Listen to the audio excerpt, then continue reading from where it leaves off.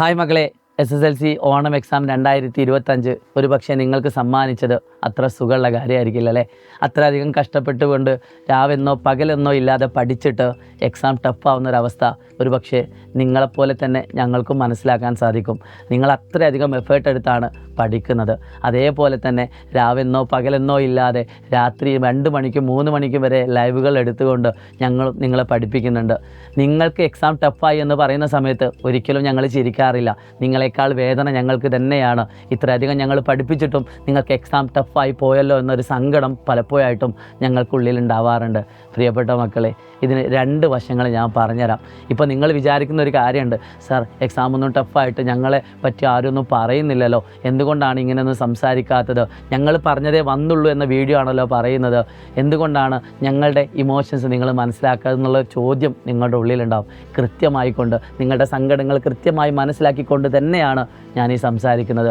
2 വർഷങ്ങൾക്ക് മുമ്പ് +1 വിദ്യാർത്ഥികൾക്ക് പബ്ലിക് എക്സാമിൻ്റെ സമയത്ത് എക്സാം അങ്ങ് ടഫാക്കി. ഓണം എക്സാമിനോ ക്രിസ്മസ് എക്സാമിനോ അല്ലെങ്കിൽ മോഡൽ എക്സാമിനോ ഒന്നും ഈ ടഫ്നെസ് ആ കുട്ടികൾക്ക് ഉണ്ടായിരുന്നില്ല.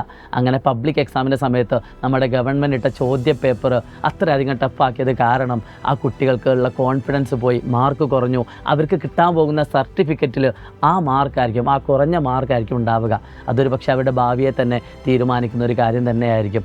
അവിടെയാണ് ഞങ്ങൾ നിങ്ങളുടെ കൂടെ നിന്ന് സംസാരിച്ചത്. പ്രിയപ്പെട്ട ഗവൺമെൻറ്, കുട്ടികൾ ഒരു കാരണവശാലും പബ്ലിക് എക്സാമിൻ്റെ എക്സാം മാത്രം ടഫാക്കുന്ന രീതിയിലേക്ക് നമ്മുടെ സിസ്റ്റം പോകാൻ പാടില്ല. അങ്ങനെ കുട്ടികൾക്ക് എക്സാം ടഫാക്കിക്കൊണ്ട് ക്വാളിറ്റി കൂട്ടണമെന്നാണ് ആഗ്രഹിക്കുന്നതെങ്കിൽ അത് ഓണം എക്സാം മുതലേ അല്ലെങ്കിൽ അവർക്കുള്ള യൂണിറ്റ് ടെസ്റ്റ് മുതലേ അല്ലെങ്കിൽ ആദ്യമേ പറഞ്ഞുകൊണ്ട് തന്നെ വേണം എക്സാം ടഫാക്കാൻ.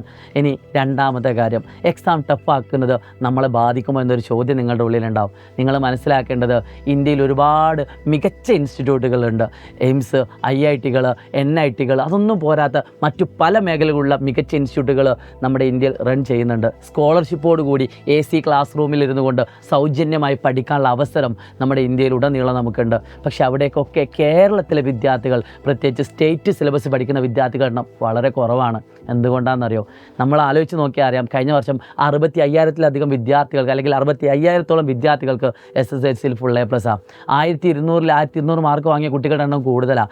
+1 +2-ൽ A+കളുടെ എണ്ണം, ഫുൾ മാർക്കുകളുടെ എണ്ണമൊക്കെ ഒരുപാടുണ്ട്, ഫുൾ A+കളുടെ എണ്ണം ഒരുപാടുണ്ട്.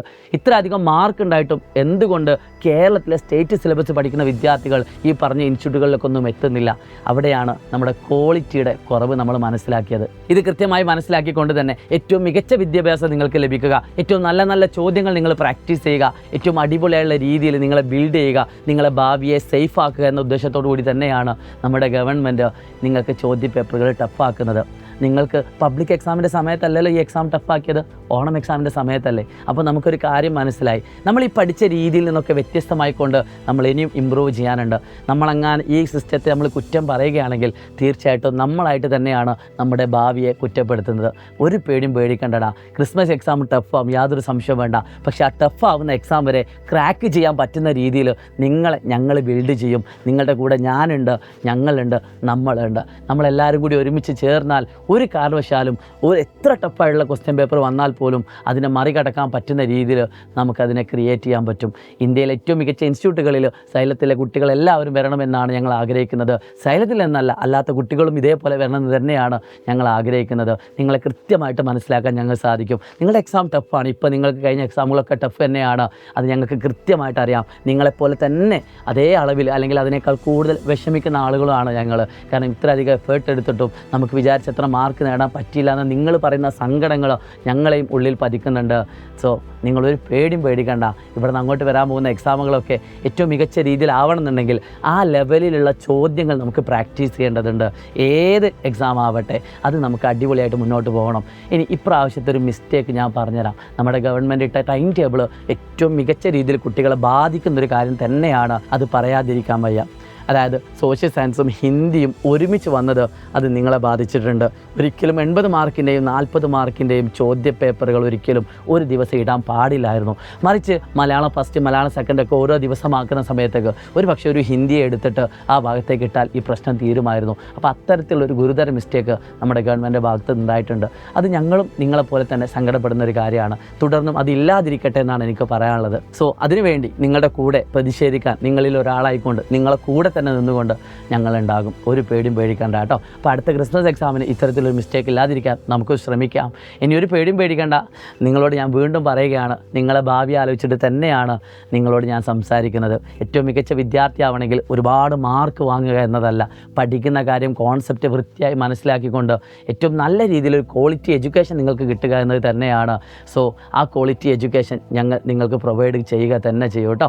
സോ എല്ലാവരും ഇപ്പോൾ എനിക്കറിയാം നിങ്ങൾക്ക് ചോദ്യപേപ്പറിൻ്റെ ആൻസർ ഷീറ്റൊന്നും കിട്ടണ്ട എന്നൊരു മൈൻഡാണ്. സ്കൂളിൽ പോവേണ്ട, ഓണം എക്സാം കഴിഞ്ഞിട്ട് എനിക്ക് സ്കൂളിലൊന്നും പോവേണ്ട സാർ, എനിക്ക് കുട്ടികളുടെ ഇടയിൽ നാണം കെടാനാവില്ല സാർ എന്നൊക്കെ നിങ്ങൾ വിചാരിക്കുന്നുണ്ടാവും. അപ്പോൾ മാർക്ക് കുറഞ്ഞു പോയി എന്ന് വിചാരിച്ച് നിങ്ങൾ പേടിക്കേണ്ട ആവശ്യമില്ല കേട്ടോ.